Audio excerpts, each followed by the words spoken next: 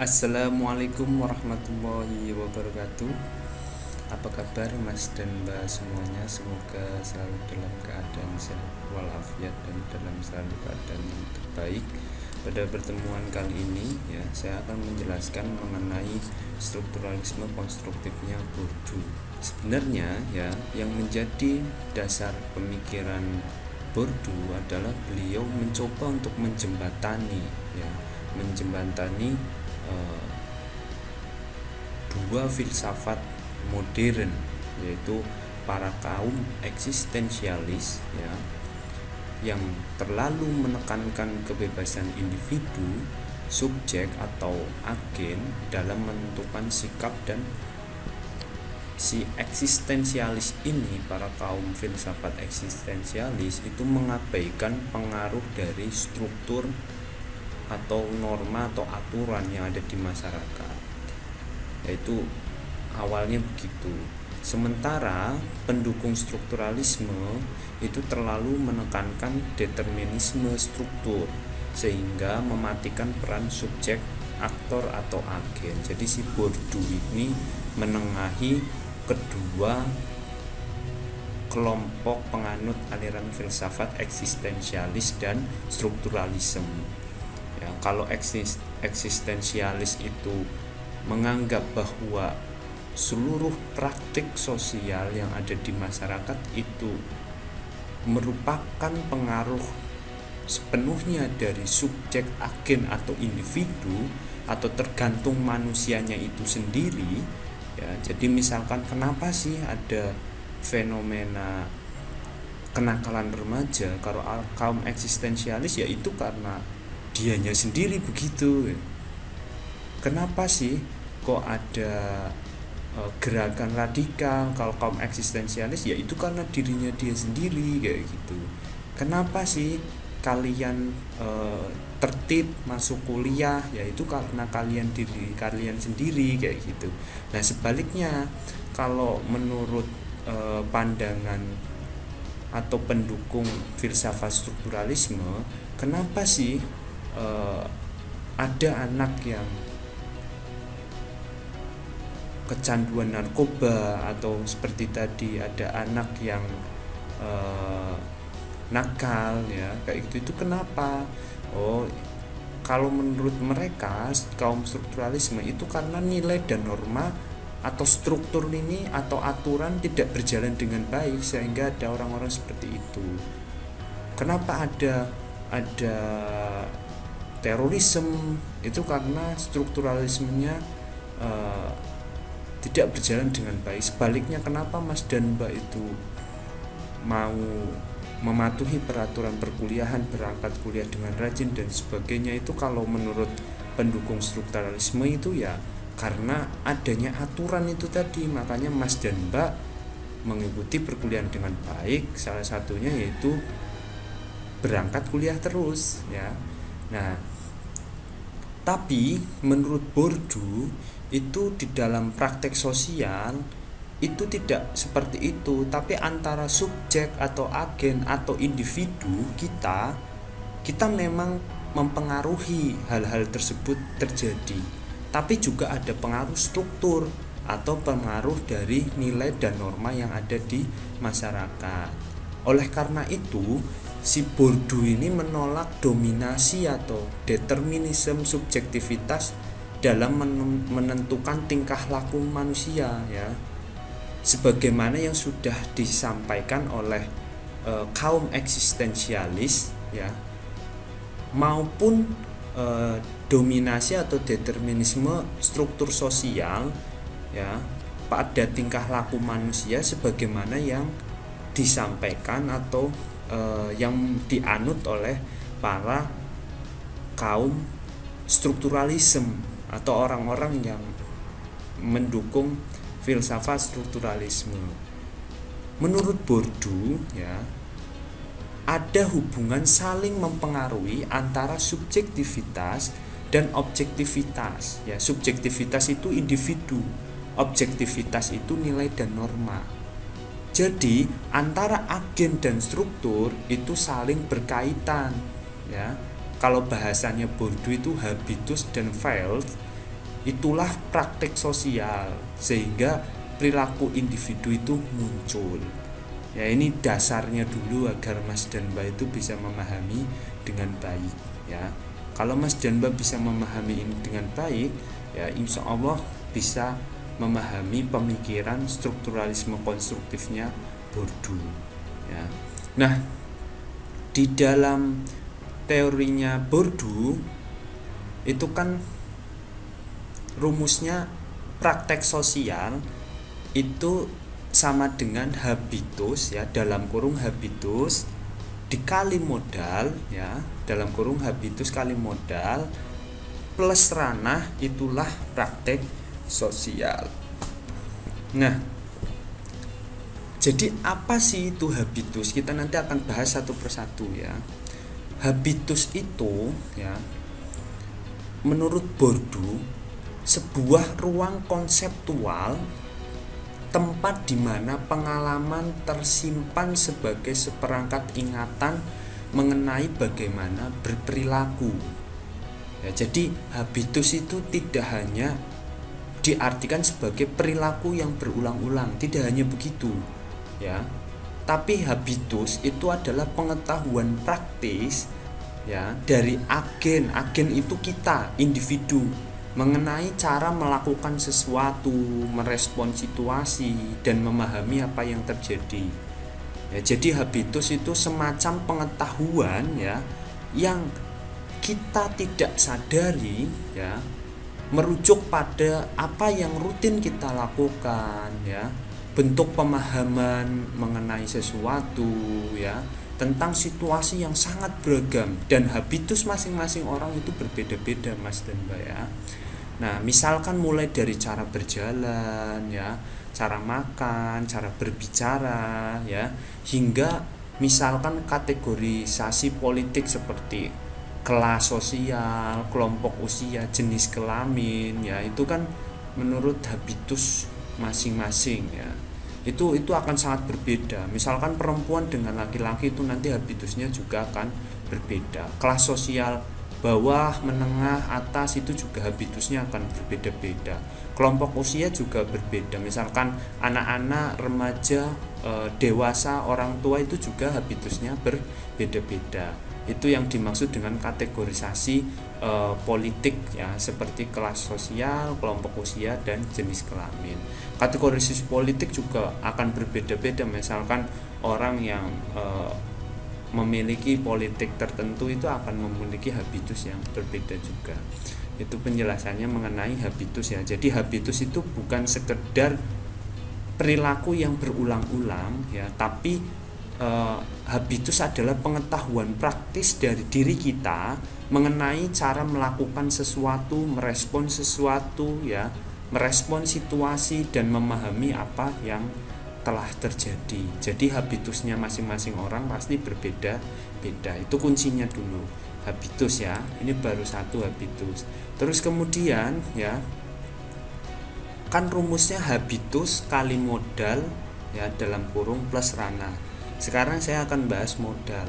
Modal itu apa? Yang dimaksud modal, yang dimaksud Bourdieu adalah kapital ya. Kapital itu artinya apa yang kita miliki, apa yang individu miliki ya. Yang pertama ya, jadi nanti Bourdieu membagi modal ini ada 4. Yang pertama modal kapital atau modal ekonomi ya. Yang kedua ada modal sosial, yang ketiga ada modal kultural, yang keempat adalah modal simbolik ya. Saya akan jelaskan satu persatu. Modal kapital atau modal ekonomi itu adalah modal atau kepemilikan ekonomi ya oleh individu ya. Contohnya ya kepemilikan harta ya. Nah, yang kedua modal sosial. Modal sosial itu ya, modal sosial yang dimiliki oleh individu, misalkan jaringan atau pertemanan ya, relasi, itu modal sosial. Yang ketiga modal kultural. Modal kultural di sini tidak bisa kita artikan sebagai modal kebudayaan. Tapi yang dimaksud Bourdieu di sini modal kultural adalah pendidikan, ya, modal pendidikan atau keterampilan soft skill, ya, yang kita miliki. Kalau modal simbolik itu suatu simbol yang bisa menggantikan modal yang kita miliki atau yang bisa menjadi bukti itu sebagai modal simbolik yang kita miliki. Salah satu contohnya adalah ijazah. Ya, jadi misal saya jelaskan lebih rinci lagi ya. Misalkan modalnya seorang mahasiswa ya. Jadi kan tadi ada modal ekonomi, modal sosial, modal kultural, dan modal simbolik. Modal kapital atau ekonominya seorang mahasiswa apa? Ya, pertama misal kalian punya laptop, kalian punya uang buat bayar SPP, ya, kalian punya HP untuk komunikasi dengan dosen, itu masuk ke dalam kategori modal ekonomi, ya. Yang kedua modal sosialnya, jaringan pertemanan, ya. Kalian punya teman-teman yang sama-sama mahasiswa, kalian punya jaringan pertemanan dengan para dosen, ya, itu modal sosialnya kalian. Terus modal kulturalnya apa? Untuk menjadi seorang mahasiswa, modal kulturalnya adalah pendidikan atau keterampilan. Ya, keterampilannya apa seorang mahasiswa? Ya, minimal kalian bisa mengoperasikan Microsoft Word, Microsoft PowerPoint, ya, kalian bisa presentasi, ya, punya kemampuan public speaking, ya, itu modal kulturalnya kalian sebagai mahasiswa. Terus modal simboliknya apa? Modal simboliknya yaitu tadi ijazah SMA. Ya, kalau kulturalnya kan pendidikan, keterampilan, ya, keterampilan di dalam menjadi mahasiswa. Kalau simboliknya ijazahnya. Ya, jadi kalau kulturalnya itu kalian memiliki keterampilan tadi mengoperasikan Microsoft Word, mengoperasikan PowerPoint, kalian bisa public speaking, presentasi, ya, itu. Nah, itu modal ya. Nah, sekarang ranah itu apa? Ranah adalah tempat di mana kalian melakukan praktek sosial, kalian berinteraksi, kalian bersosial sehari-hari, itu ranah. Ranahnya seorang mahasiswa misalkan itu di mana, atau file, ya. Menurut Bourdieu, ya, ranah itu tempat kalian melakukan praktek sosial. Ranahnya seorang mahasiswa ya di kampus, ya. Nah, jadi praktek sosialnya seorang mahasiswa, ya, itu bisa dilihat dari habitusnya, kebiasaannya dia. Misalkan si mahasiswa ini kebiasaannya bagaimana, ya. Ya, misalkan dia kesehariannya itu kos, kampus, perpus, ya, misalkan begitu, ya. Terus modalnya dia bagaimana, seperti tadi yang sudah saya jelaskan, ada modal ekonomi, sosial, kultural, simbolik. Nah, itu akan bisa menjelaskan bagaimana praktik sosial si mahasiswa itu, ya. Oke, sekarang next saya akan jelaskan mengenai pemikiran Bourdieu yang lainnya. Jadi di dalam strukturalisme konstruktif itu Bourdieu juga membahas mengenai yang namanya kekerasan simbolik, ya. Apa sih kekerasan simbolik itu? Kekerasan simbolik itu kekerasan dengan cara yang lembut, berupa bahasa, gaya hidup, cara berpikir, cara bertindak, dan kepemilikan. Misal, ya, contoh, ya, kekerasan simbolik. Misalkan, ya, kamu melakukan bullying kepada temannya, ya. Misalkan ada temannya yang tambah gemuk, ya, terus kalian panggil dengan cara yang halus, misalnya endut, kayak gitu. Nah, itu walaupun misalkan teman kalian suka atau tidak marah, tapi kalian telah melakukan kekerasan simbolik, ya. Atau kalian dengan bahasa yang lebih halus lagi, sebenarnya dia gendut tapi cabi, kalian panggil unyu-unyu, kayak gitu. Itu juga kalian telah melakukan kekerasan simbolik. Atau misalkan lagi bisa juga kalian melakukan kekerasan simbolik kepada teman kalian secara tidak langsung melalui gaya hidupnya kalian. Misalkan di kelas kan ada yang kelas menengah, ada yang kelas bawah, ya, di dalam pertemanan di kelas, ya, di kelasnya kalian. Nah, ada yang kelas atas ya. Nah, misalkan kalian pakai sepatu yang brand ternama, baju yang bagus-bagus ya, terus kalian itu HP-nya yang terbaru, itu secara tidak langsung menurut Bourdieu kalian telah melakukan kekerasan simbolik di dalam praktek sosial kalian sehari-hari kepada teman-teman kalian ya. Jadi kekerasan simbolik itu tidak hanya berupa bahasa tapi juga gaya hidup juga. Nah, terus yang ketiga, cara berpikir ya. Cara berpikir juga bisa merupakan salah satu kekerasan simbolik. Nah, ini yang sering dipraktekkan oleh seluruh dosen yang ada atau guru-guru yang ada. Misalkan memaksakan mahasiswanya atau muridnya untuk berpikir sama seperti guru atau dosennya ya. Ini sering terjadi oleh dosen-dosen eksakta atau matematika ya. Mungkin Mas dan Mbak masih ingat waktu SD, SMP atau SMA, misalkan mengerjakan PR matematika atau soal matematika, kemudian caranya berbeda dengan gurunya, walaupun hasilnya benar nanti disalahkan kayak gitu. Ini sering ya. Tidak hanya guru-guru eksak, guru-guru sosial, dosen-dosen sosial juga banyak yang seperti itu ya. Yang misalkan presentasi ya disuruh sesuai yang ada di buku kayak gitu ya.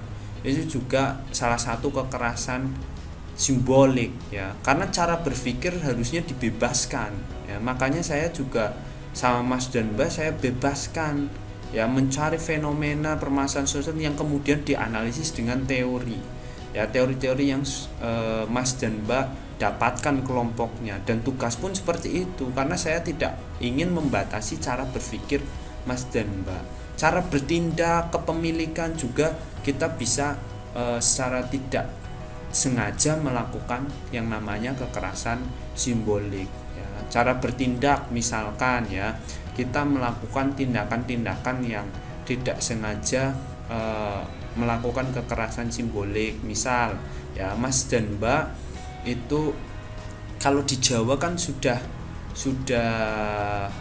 ada yang namanya nilai dan norma ya. Misalkan lewat di depannya orang yang lebih tua, permisi kayak gitu ya kan.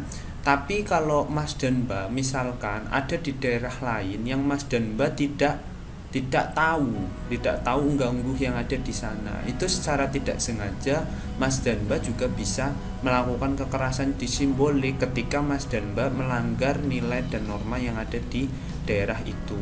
Atau sih tidak usah jauh-jauh ya, tidak usah jauh-jauh, misalkan seorang mahasiswa ya mengatur dosennya atau mahasiswa tuh biasanya begini, WA ke saya itu sering, mohon maaf Pak, saya tidak bisa mengikuti perkuliahan Bapak ya, karena minggu depan saya ada kegiatan kemahasiswaan, ini suratnya Pak, jadi saya mohon untuk diizinkan. Nah kebetulan saya minggu depan itu presentasi Pak, jadi saya sudah bernegosiasi dengan kelompok selanjutnya untuk bertukar ya. Itu kalian secara tidak langsung telah melakukan kekerasan simbolik kepada saya karena belum ditentukan, saya belum memutuskan, tapi kalian memutuskan sendiri. Jadi kalian ngomong izin kepada saya, tapi saya belum mengizinkan, kalian malah mengatur saya untuk yo pokoknya saya diizinkan Pak gitu. Itu kalian melakukan kekerasan simbolik. Apalagi saya belum menentukan apakah oh ya udah nanti karena kamu presentasi minggu depan nanti tukeran sama yang lainnya misal, tapi kamu udah negosiasi sendiri, tiba-tiba langsung ngomong ke saya untuk langsung bertukar dengan kelompok yang minggu depannya lagi, itu kalian melakukan kekerasan simbolik dalam cara bertindak ya. Atau kepemilikan juga bisa merupakan kekerasan simbolik. Misalkan ya, sebenarnya kan harusnya kalau adil ya tidak boleh ada orang yang memiliki misal lahan sampai ratusan hektar ya, atau rumah yang sangat besar kemudian tetangganya sampingnya itu rumahnya kecil sekali, itu juga kekerasan simbolik ya. Jadi menurut Bourdieu ya, di dalam praktek sosial atau kehidupan sehari-hari itu secara tidak disadari sebenarnya individu satu dengan individu yang lainnya itu melakukan kekerasan simbolik ya. Nah, selain konsep pemikiran kekerasan simbolik, Bourdieu juga menciptakan suatu konsep teori yang namanya doxa ya. Bukan dosa loh ya, tapi doxa ya, DOXA ya. Doxa ya menurut Bourdieu itu merupakan sebuah opini atau pemikiran yang bisa mempengaruhi struktur sosial dan individu ya. Contohnya apa ya? Contohnya misalkan kayak pemikiran seorang pemimpin besar, misalkan kayak Pak Karno. Kan Pak Karno punya jargon-jargon, misalkan jas merah ya, jangan lupakan sejarah ya. Itu kan mempengaruhi struktur ya kebudayaan yang ada di Indonesia dan juga mempengaruhi tindakan individu-individu. Atau misalkan lagi ya kayak jargonnya Pak Jokowi, kerja kerja kerja ya. Itu kan mempengaruhi kebudayaan dan struktur yang ada di masyarakat juga. Jadi masyarakat Indonesia harus kerja kerja kerja dan kerja, seperti itu. Nah, selain doxa, Bourdieu juga ada konsep teori yang namanya distingsi. Distingsi itu apa sih? Distingsi adalah perbedaan atau penilaian-penilaian selera ya yang ditentukan itu atau yang dipengaruhi oleh kelas sosial atau posisi sosial ya. Jadi distingsi ini sangat berhubungan dengan kelas sosial yang ada. Misalkan ya, kelas sosial bawah ya pasti distingsi atau seleranya itu berbeda dengan kelas menengah. Kelas menengah berbeda dengan kelas atas, begitu. Dalam apa? Misalkan dalam style ya, dalam selera makan ya, dalam selera pergaulan dan sebagainya. Itulah konsep-konsep pemikiran strukturalisme konstruktif dari Bourdieu ya Mas dan Mbak. Semoga bisa dipahami dengan baik ya. Itu penjelasan dari saya. Saya minta untuk materi secara penuh Mas dan Mbak baca di e-learning ya. Jadi tidak hanya mendengar penjelasan saya, karena penjelasan saya ini saya ringkas sesimpel mungkin agar lebih mudah dipahami. Tapi untuk penjelasan lebih mendalam, Mas dan Mbak harus baca dan tonton keseluruhan video yang saya share. Jadi cukup sekian, begitu saja penjelasan dari saya. Terus semangat belajar dan terus jaga kesehatan, patuhi protokol kesehatan. Dari saya cukup sekian. Assalamualaikum warahmatullahi wabarakatuh.